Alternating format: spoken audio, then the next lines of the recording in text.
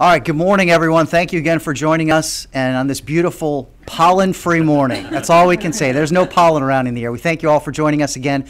And for all of you on Facebook and Twitter and watching via the internet, we just want to let you know that we will not be addressing any of the issues with the coronavirus. We have a separate roundtable scheduled for 2 o'clock later this afternoon.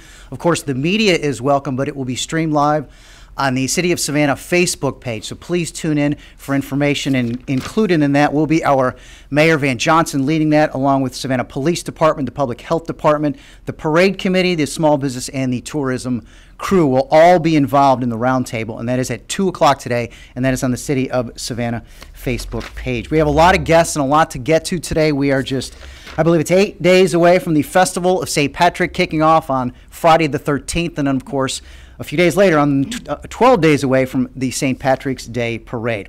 A lot of guests with us, but first I'd like to mention Alderwoman Keisha Gibson Carter, our elected official, joining us today here in the room for our press conference.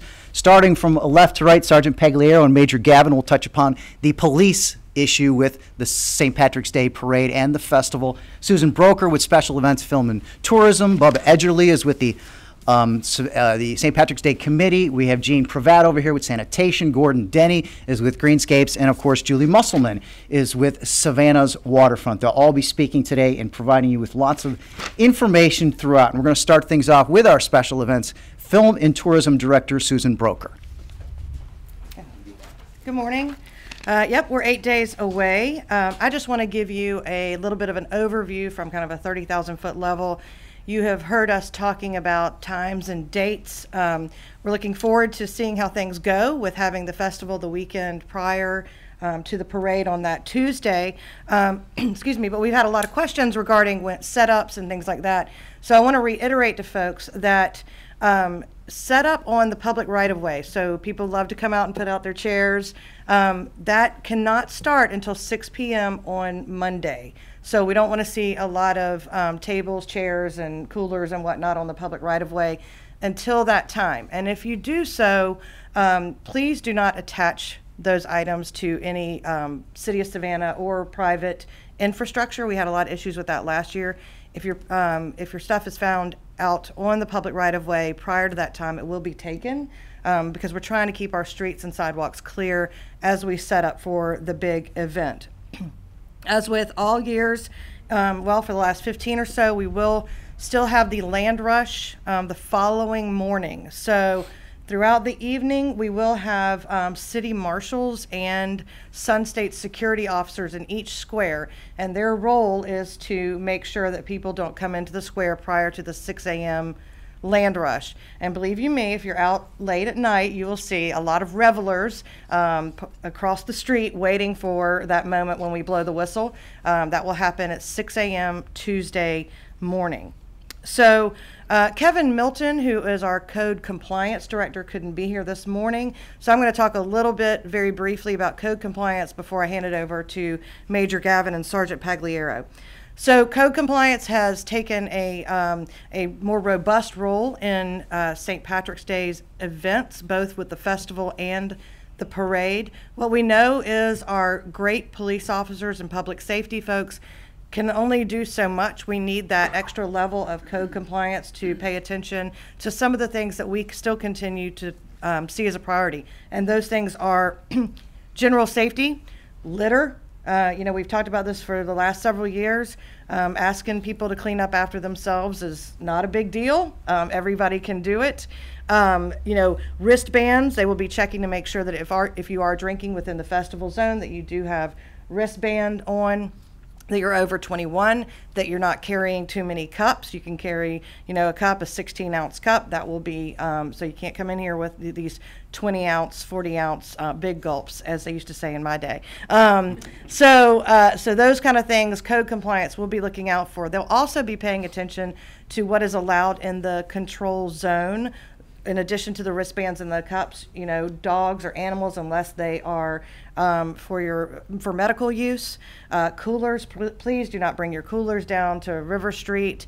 All of our motor coaches that come in from out of town, we're asking them to make sure that their patrons leave those types of items on the motor coach, and people can retrieve them at the end of their evening when they come back to the motor coach, because those things are not allowed within the code control zone.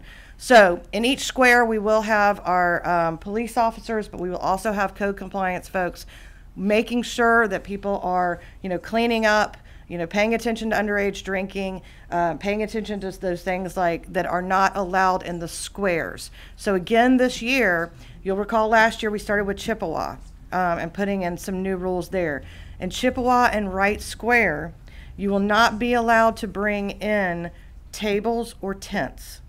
Now, in other squares, you are still allowed to bring those in, but those are the squares that have historically become big party squares. We really want to discourage people from bringing big items down in those squares. What happens is people leave and they leave those things, and so it becomes destructive to the greenscapes, and it also becomes an issue for our sanitation department having to remove all of those things. Also, what's the big item that is not allowed this year at the parade? Styrofoam. Please make sure your viewers understand. Do not bring styrofoam. We can do better as a community, and if you pack it in, pack it out. So that's just a very quick overview. I can answer questions when everyone else has had an opportunity to speak. But with that, do you want me to just turn it over to Major Gavin? Okay. Yeah, a lot of what Susan said, Kevin Milton and his crew with Code Compliance do a phenomenal job, and a lot of that overlaps with what our police department does, and a lot of that deals with public safety, and that obviously is one of the most important things. We have Sergeant Pagliaro and Major Gavin. I'm not sure who's going first, but they have a lot to touch upon. I'm going to touch on two things. Susan already touched on square rules, so I'm going to leave that one out. The other one is underage drinking. If you're not 21 and we catch you down there drinking, we're going to have to deal with it appropriately. Doesn't mean you're going to jail, but it does mean you're going to get a citation, and we'll go from there. Parents, don't let your kids down there drinking. It's just, it causes issues, and we're trying to avoid that. General public safety, as always, if your kids come down, and if you bring children down there, please take a picture of your children the day of the event. It doesn't do me a lot of good for you to tell me your child's wearing green. If you give me a picture, I can actually circulate that picture to the officers that are out on the streets immediately, which means I have a better chance of locating your child. We will have places we can bring children if they're lost. If your child gets lost and you're on River Street, go to the River Street Command Center. It'll be right over here next to City Hall. If you're in City Market, go to the City Market Command Post. It'll be at St. Julian and Montgomery. We'll bring your children there if we find them. So one of those two locations. Same thing with lost property. Lost and found property will be brought to those two locations. So if you come up with something missing, go to those two locations and check. The officers will have the ability to see what has been turned in at each of those locations anywhere in the control zone. So those two will be the big issues there as well. I'm going to turn it over to Major Gavin. Good morning. Some of the things that we talked about, and we heard the mayor and council speak to curfew and unattended children that are down through the festival area. And so there is an ordinance in place already that that says that children under 16 years of age would need to be home Friday and Saturday by 12 o'clock and Sunday by 11. What we're looking at and what we're exploring right now is changing those times within the festival area under the festival ordinance. And so as we move forward here, we're going to look to see what that is. But that being said, we want to make sure that the public understands that you have a child who is out there unattended. They're going to get, the officers, code compliance are going to speak to them to find out where their parent is, what they're doing out there. One, it's a safety issue for them. When we get this late at night, you have people that are out there drinking alcohol, and you have children running around. That's a safety issue that we should all be concerned about. And when it comes to the general public safety, overall the police department is going to be focused on everybody having a safe and enjoyable time. That's going to require patience. It's going to require the community doing their part to make sure we're policing ourselves and acting appropriately as we enjoy the festival and the events. When it comes to the parade, we're going to be doing the same things that we do every year. We're going to be looking at what's going on nationally when it comes to security concerns, and we're taking those appropriate actions. I don't think I have anything else. And we can open it up to questions after it if we need to. Susan mentioned upon the squares and the mess that can be left in those squares. No one knows better about the squares and down on River Street and throughout the downtown historic district than Gordon Denny with Greenscapes and Jean Pravat with our sanitation department. We'll start with Jean, and after Jean, immediately Gordon can say a few words. Okay, good morning. I want to lead off with during the St. Patrick's Week, we'll be operating in sanitation and our residential programs under a modified schedule. We will not do residential collection, that is garbage, recycling, or yard waste, on Tuesday. All of those collection days will be a day later during the week. We distributed calendars to all of our customers early in the year. It's on your calendar. Just check your refrigerator magnet and you should be good to go. We would encourage you, as you come down and you set up in one particular area, to bring some trash bags with you, garbage bags, and if possible, take it home with you, and if not, find a container nearby or put it near the curb where we can pick it up. We will be augmenting our litter baskets and recycle containers downtown, both on the Recycles Plaza and throughout the festival zone, so there'll be additional containers, little signs, you can see those. You shouldn't have to look too far to find a place to put your trash. We would encourage you, if at all possible, put it in a container where we can pick it up and so it's not blowing loose on the street. Other than that, we'll start putting all our containers and whatnot in place on Thursday. We'll come down to the festival zone beginning very early in the morning. We hope to be finished with the River Street area by dawn and move south throughout the zone. Parade day, we'll be sweeping the route in advance. We will wait till every crowd's dispersed before we come back down there. And other than that, that's pretty much our plan. Good morning. Not much more to say, but we will say it again. Pick up your litter after yourself. It is a great help to our people. We too have crews that come in during the festival time at 3 a.m. to help clean up and get everything back in shape, assisting with sanitation.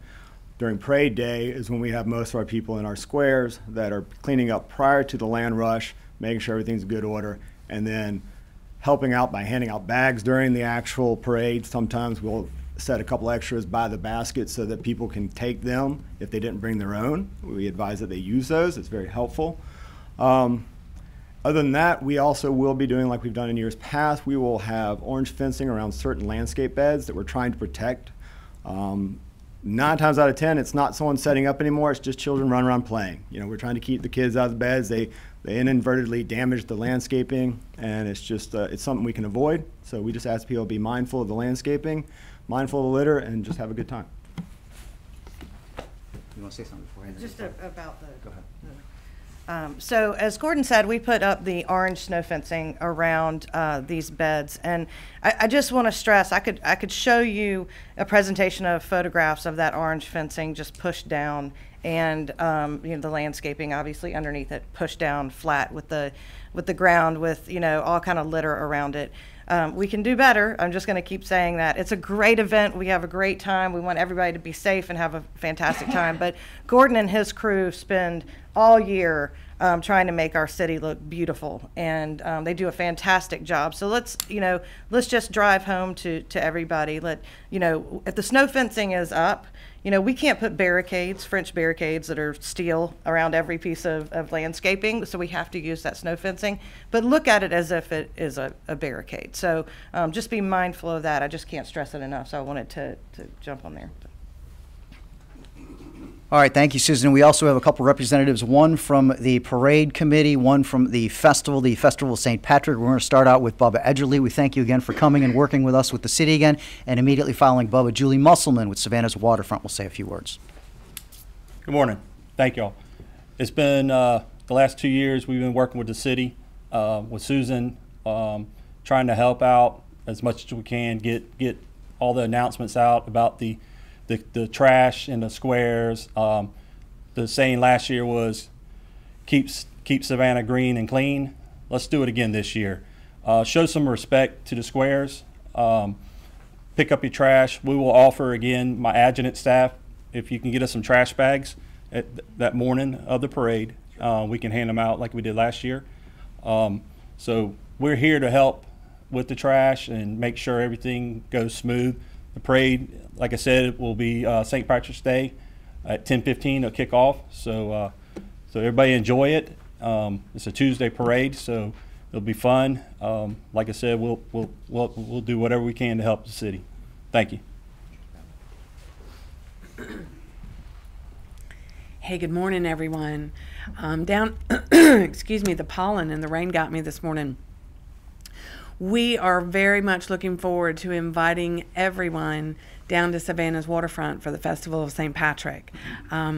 If you take a look at our new website, savannahswaterfront.com, you'll see we've recently released our entertainment schedule.